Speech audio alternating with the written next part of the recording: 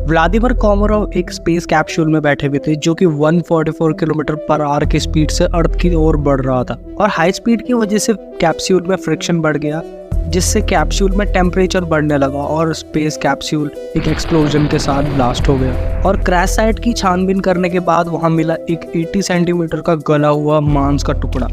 But reality तो ये है कि रशियन स्पेस एजेंसी को इस इंसिडेंट के बारे में पहले से ही पता था और यहाँ तक कि व्लादिमीर तक को भी ये बात पता थी कि इस मिशन में वो नहीं बचने वाले, पर फिर भी उन्होंने इस मिशन को किया। तो इस वीडियो में हम इसी बारे में जानेंगे कि क्यों सब कुछ पहले से ही पता होने के बावजूद भी इस मिशन को व्लादिमीर ने किया। वीडियो शुरू होने से पहले चैनल को सब्सक्राइब कर लो अगर आपको इस टाइप का कंटेंट पसंद है तो। व्लादिमीर मिखाइलोविच कोमारोव एक Soviet test pilot, aerospace engineer और एक कॉस्मोनॉट भी थे, पर इनका बचपन कुछ खास नहीं था। वर्ल्ड वॉर 2 के दौरान जब ये छोटे थे तो पढ़ाई करने के वजह अपना पेट पालने के लिए ये मेहनत मजदूरी करते थे, बट उनकी किस्मत को कुछ और ही मंजूर था। एक दिन सोवियत एयरफोर्स की तरफ से उनको एक मौका मिला खुद को आगे बढ़ाने का और उन्होंने ये अपॉर्चुनिटी को एक्सेप्ट कर लिया और मेहनत करके 1959 में वो रशियन स्पेस एजेंसी के काफ़ी इम्पोर्टेंट कॉस्मोनॉट बन गए। बट एक कॉस्मोनॉट होने के बावजूद भी वो स्पेस ट्रैवल्स में हिस्सा नहीं ले सकते थे क्योंकि उनकी एज उस समय 32 थी। बट स्पेस एजेंसी रूल के हिसाब से उनकी एज 27 या फिर उससे कम होनी चाहिए थी। बट फिर भी वो स्पेस ट्रैवल्स के लिए अप्लाई करते रहते थे ताकि वो एक दिन स्पेस में ट्रैवल कर पाए। और 4 अक्टूबर 1964 में उन्हें स्पेस ट्रैवल मिशन के लिए सेलेक्ट कर लिया गया, जिस स्पेस मिशन का नाम था सोयूज। इस मिशन में 3 कॉस्मोनॉट स्पेस में पहली बार जाने वाले थे और इस मिशन को 2 पार्ट्स में डिवाइड किया गया था, जिसमें सोयूज 1 पहले लॉन्च किया जाना था और इसमें एक कॉस्मोनॉट भेजने वाले थे और उसके बाद सोयूज 2 को लॉन्च किया जाने वाला था, जिसमें 2 कॉस्मोनॉट भेजे जाने वाले थे और वो दोनों स्पेस में मिलने वाले थे, जिसमें दोनों एक साथ डॉक करके सोयूज 1 का कॉस्मोनॉट सोयूज 2 में क्रॉल करके एंटर करने वाला था और ये मिशन इसके बाद सक्सेसफुल हो जाता। बट ये किसी मिशन से ज़्यादा एक पब्लिक स्टंट था जो कि सोवियत यूनियन की कैपेबिलिटीज़ को दिखाने के लिए किया जा रहा था। इस मिशन को ब्रेज़नेव एग्जैक्ट 50th एनिवर्सरी को करना चाहते थे और सबसे बड़ी मेन प्रॉब्लम तो यही थी कि इससे पहले जो 3 सोयूज मिशन टेस्ट के लिए हुए थे वो सभी फेल हो गए थे और रशियन साइंटिस्ट का मानना था कि सोयूज के डिज़ाइन में कुछ फॉल्ट होने के कारण ये मिशन सक्सेसफुल नहीं हो रहे। इसीलिए रशियन स्पेस एजेंसी और यहाँ तक कि सोवियत यूनियन की जनता भी इस मिशन के खिलाफ थी।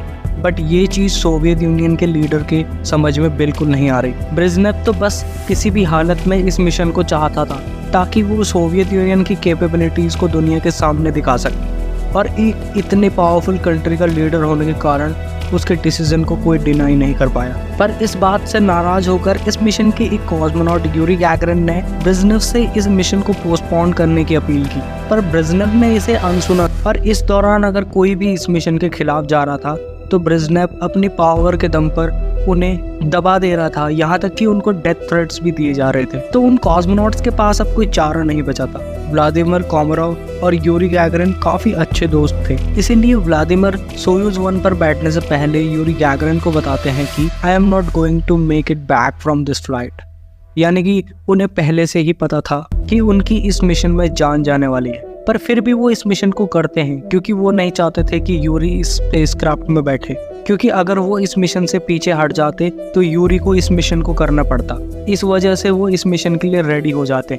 बट सिर्फ व्लादिमीर ने ही अपनी दोस्ती नहीं निभाई, बल्कि यूरी गैगरिन ने सोयूज 1 में अपने दोस्त के साथ बैठने की गुजारिश की, पर किसी ने उनकी नहीं सुनी और व्लादिमीर अकेले सोयूज 1 में बैठकर लॉन्च हो गए, वो भी अप्रैल 23, 1967 को। लॉन्च के 8 मिनट बाद तक सब कुछ ठीक था, पर जब स्पेसक्राफ्ट अर्थ को ऑर्बिट कर रहा था तब अचानक से स्पेसक्राफ्ट में कुछ टेक्निकल माल फंक्शनिंग होने लगी। पहली ऑर्बिट को कंप्लीट करने के बाद स्पेसक्राफ्ट के सोलर पैनल्स खराब हो गए, टेम्परेचर कंट्रोल सिस्टम भी फेल हो गया, जिस वजह से टेम्परेचर गिरने लगा और नेविगेशन भी फेल हो गया। सभी चीजें अब कंट्रोल से बाहर होने लग गई। पर एक चीज अभी भी की जा सकती थी कि सोयूज 2 को लॉन्च करके व्लादिमीर को बचाया जा सकता था, बट उन्होंने ऐसा नहीं किया और मिशन को कैंसिल कर दिया।